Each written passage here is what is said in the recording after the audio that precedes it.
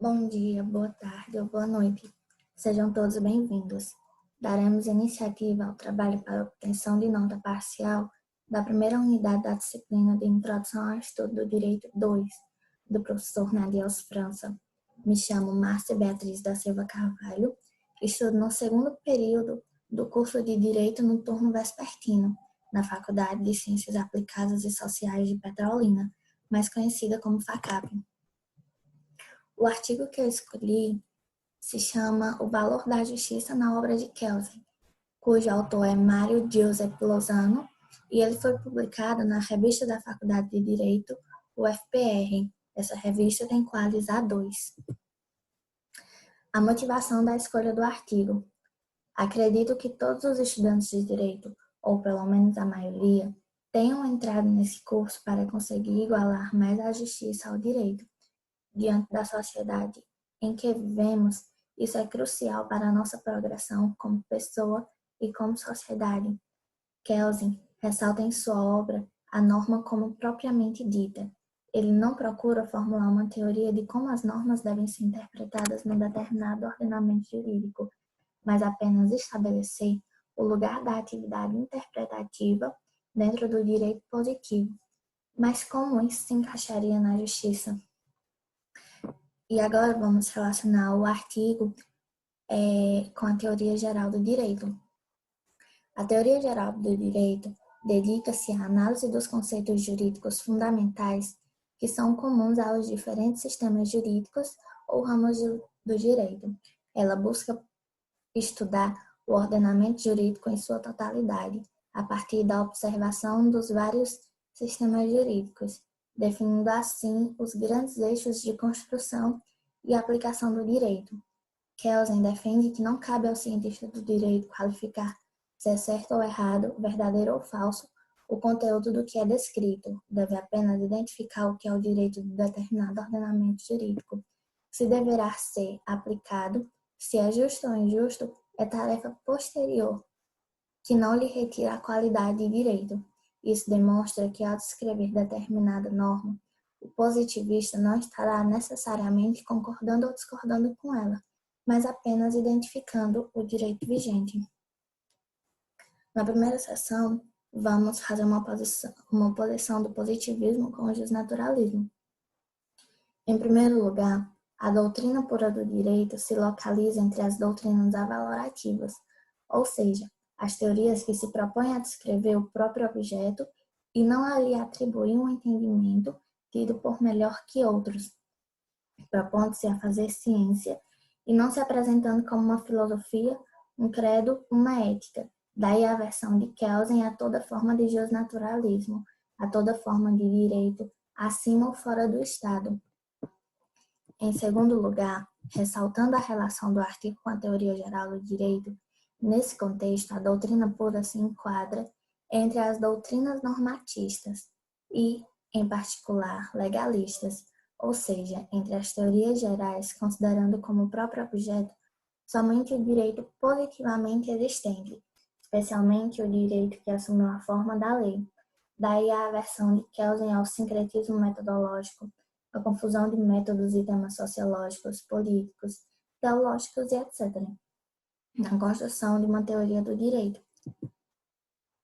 Em terceiro lugar, a visão puramente formal do direito leva Kelsen a excluir toda consideração de conteúdo do estudo científico do direito. Sua pirâmide normativa é constituída por proposições prescritivas coligadas entre si apenas por delegação de validade e por proposições descritivas coligadas entre si apenas por regras da lógica. Partindo desses axiomas, a teoria geral do direito proposta por Kelsen exclui toda consideração acerca do valor da justiça por não ser cognoscível cientificamente, por não ser estatuído pelo poder legislativo estatal e por ser objeto de adesão irracional. De outra parte, sua teoria se propõe a estudar o direito positivo, assim como é, mas não pode ignorar que esse direito positivo é instituído para realizar certo valor de justiça. A doutrina pura supera esse impasse indicando o estudo da justiça não como objeto da ciência jurídica, mas de outras disciplinas que, como a sociologia, a ciência política, a teologia e etc., têm igual dignidade científica, mas não devem ser confundidas com a ciência jurídica. Com efeito, Kelsen dedicou algumas obras à justiça, assim como escreveu estudos de ciência política. Aqui temos algumas obras que falam sobre justiça de Kelsen. Temos o que é justiça, a ilusão da justiça, a justiça e o direito natural, e o problema da justiça que iremos falar posteriormente. Segunda seção, Kelsen e o valor da justiça. Kelsen vai dizer que a validade das normas de direito positivo não depende da relação em que se encontram com a norma de justiça. Assim, o direito positivo vale enquanto tal, ou seja, retira a sua validade da objetividade da norma posta. Em outras palavras, a sua validade se justifica no próprio sistema de normas positivas instituídos. Se uma norma entrou com regularidade no sistema jurídico, automaticamente ela retira a sua validade subjetiva, sendo desnecessário pedir a sua adequação ao ideal de justiça. Portanto, para Kelsen, não se pode deduzir de um ideal que se quer absoluto uma norma do dever ser, o mundo do ser, de onde se pode pensar e imaginar um valor universal. Não se comunicam com o mundo do dever ser. Logo, diante da perspectiva da ciência positiva, surge o sentido do relativo, uma vez que para Kelsen, a ciência não tem de decidir o que é justo, isto é, prescrever como devemos tratar os seres humanos, mas descrever aquilo que de fato é valorado como justo, sem se identificar a si própria com um destes juízos de valor. Em seu livro O Problema da Justiça, Kelsen inicia seu estudo com a conceituação de uma noção de justiça, a fim de identificar o que seria justo e injusto. Para o autor, a virtude da justiça atribuída ao indivíduo é observada a partir de sua conduta social, ou seja, a partir da exteriorização de sua conduta com outros indivíduos, que será justa se corresponder a uma norma que prescreva essa conduta e injusta quando contraria essa norma. A essa norma, o parâmetro para apreciação das condutas sociais como justas ou injustas, Kelsen dá o nome de norma da justiça.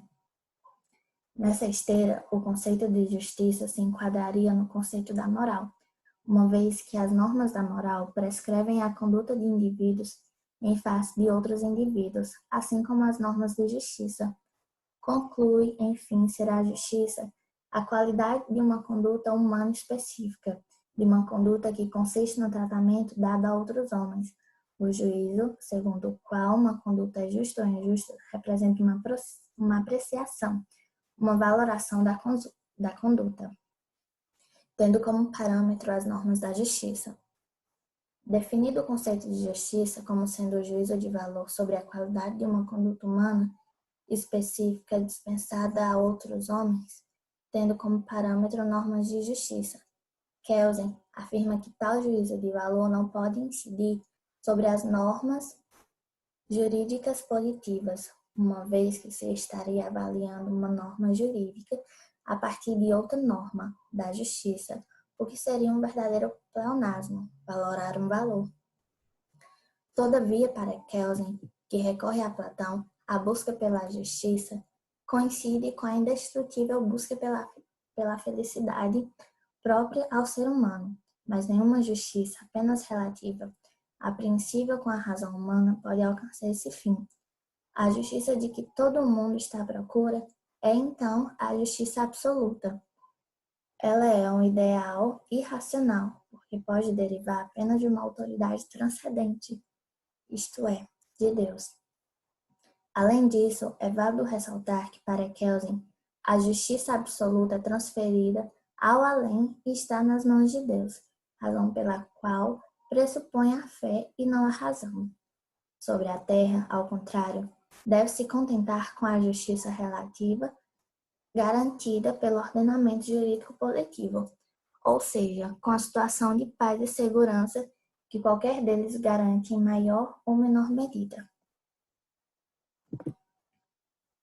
Vamos para a terceira seção, Justiça e Certeza do Direito. o jurista tende a se questionar se certo fato é ou não incluído a certa norma, mas não se é justo que aquele fato seja ou não submetido àquela norma.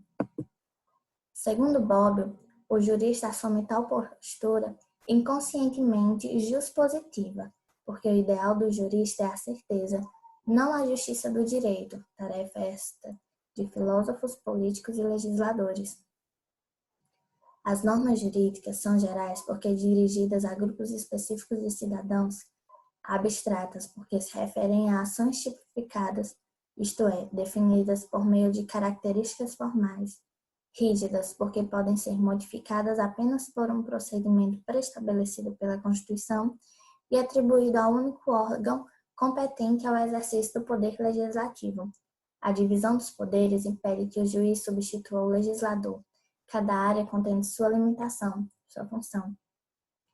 Em outros termos, o ordenamento possui capacidade de autointegração, tornando-se sempre de qualquer forma completo. Tal completude é também ela uma condição à certeza do direito. Como consequência para Holmes, a certeza é apenas uma ilusão. Para o juiz Jeremy Franklin, o desejo de certeza é próprio aos direitos primitivos e funda-se sobre a existência psicanalítica da necessidade por parte do filho, da autoridade do pai e da necessidade do povo primitivo de uma autoridade indiscutível. Ao contrário, o direito moderno deve ser caracterizado pela adaptabilidade às exigências sociais mutáveis. Temos agora a quarta seção. Carlos Cossio, pai da teoria egológica do direito. O direito é conduta em interferência intersubjetiva. O ordenamento jurídico tem plenitude lógica. A coação não integra a essência da norma jurídica. Direito é liberdade. O homem é livre para violar a norma, cuja estrutura é disjuntiva. É possível que haja prestação ou a não prestação, e neste último caso poderá ser aplicada a sanção. É necessário distinguir entre justiça e legitimidade quando se analisa a norma. Toda conduta humana é relevante para o direito. O ato de se usar uma gravata azul ou regimental é tão jurídico quanto o cometimento de um furto ou de um homicídio. A diferença está em sua localização nos campos da licitude, no primeiro caso, ou da ilicitude, no segundo. O direito realiza cotidianamente no campo da licitude. A grande maioria dos atos jurídicos são lícitos. O ilícito, que é muito importante, não pode ocupar a centralidade no estudo do direito. O direito não é explicável adequadamente pela teoria imperativista. Não há ordens imperativas coagentes que não podem ser violadas. O direito é essencialmente violável. A elaboração democrática da norma dá-se nos parlamentos que representam o povo. É o povo quem ordena a si mesmo, logo, não é um destinatário da norma jurídica, salvo se pensar que o ordenamento seja o ordenado. A neutralidade científica é um dogma superado. Ela se perdeu no momento em que a valoração entrou para a normatividade, qualquer que seja o valor que se tenha em conta. Cossio teve reconhecimento internacional, manteve longa correspondência epistolar com Hans Kelsen.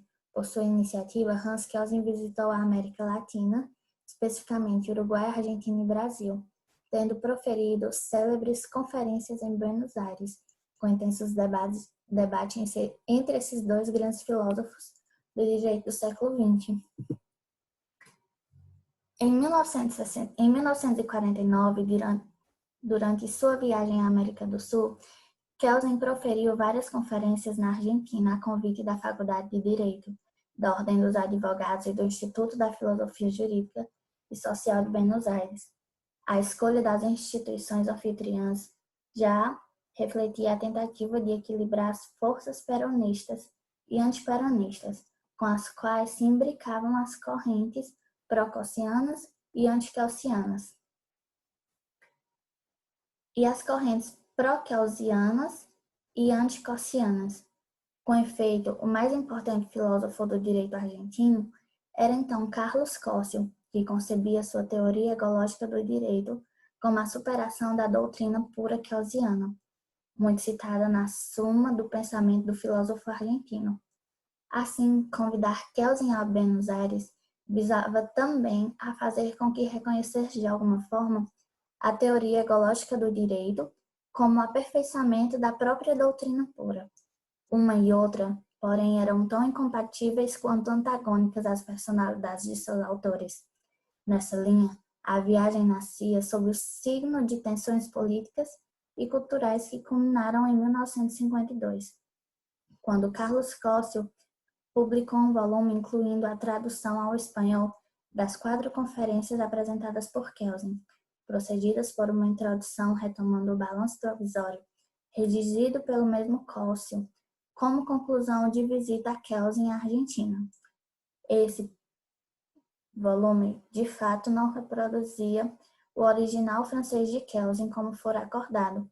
Ao contrário, trazia na capa o nome de 2 autores, Cossio e Kelsen, e no texto notas e comentários de Cossio ao escrito kelseniano. Cossio tentava, assim, demonstrar publicamente que Hans Kelsen aceitara sua visão egológica da filosofia do direito. A esta manipulação, Kelsen reagiu duramente, publicando uma nota de esclarecimento e requerendo ao editor que tirasse de circulação o livro em que, sem sua autorização, figurava seu nome como coautor. Dessa forma, chegou-se a uma inevitável ruptura entre esses 2 filósofos do direito e suas escolas, cujos reflexos são perceptíveis mesmo na literatura filosófica atual. A relação ambivalente de Cossio com a doutrina de Kelsen reflete-se nas explicações que o próprio Cossio fornece acerca do desenvolvimento da parte formal no volume de 1964. Deveu-se à discussão analítica da teoria pura do direito e ao enxerto desta devendo ter lugar na teoria egológica, desde o momento em que se tratava de absorver a teoria pura, sem dar espaço à confusão do que uma e outra fossem a mesma coisa, ou trabalhassem sobre a mesma base filosófica. O adversário fraco, afirma Cossio referindo-se a Kelsen, é sempre o melhor adversário, e a verdade é que o tomar a doutrina pura do direito como melhor adversário para, de súbito, fazê-la servir como melhor aliado, assumir o sentido de um movimento estratégico de grande ressonância. Ao fim desse movimento estratégico está a absorção que a teoria egológica do direito faz da doutrina pura. Conclusão de que Kelsen não era entusiasta. Para Hans Kelsen, a fórmula lógica da norma jurídica é deontológica, ou do dever ser, dado A deve ser B, cujo enunciado é, dada a não prestação, deve ser sanção. Cossio aditou a esta lógica condicionada humana, também deontológica ou do dever ser, ou seja, para que haja sanção, é preciso haver um sujeito, um juiz que lhe aplique de igual forma. A licitude em si não gera automaticamente esta sanção. E mesmo a não prestação de uma norma depende do sujeito a quem a sanção se destina, a sociedade, a quem o direito serve. Segundo Kelsen, o direito se identifica com a norma e, para Cossio, com a conduta humana, sendo que esta norma representa apenas o dever ser da conduta. Mais importante que a lei é a conduta do indivíduo e a interação do seu ego em sociedade. Daí o nome egológica. Para Cossio, o direito é uma ideia, não um conceito, como Kelsen o atribuía. Cossio declara que a ciência jurídica deve estudar a conduta humana enfocada em sua dimensão social e não na norma jurídica. Finalizamos o nosso artigo e agora vamos à análise crítica. Eu não concordo com a separação do direito com as demais sociologias e filosofias, visto que elas estão entrelaçadas na nossa sociedade. O surgimento do direito veio com as análises sociológicas e Kelsen separava isso. Também não concordo com a importância que Kelsen dá à interpretação jurídica, visto que ela é demasiadamente importante para a busca da realização da justiça. E Kelsen, ele acha que o importante é seguir a norma propriamente dita, deixando mais de lado essa consideração.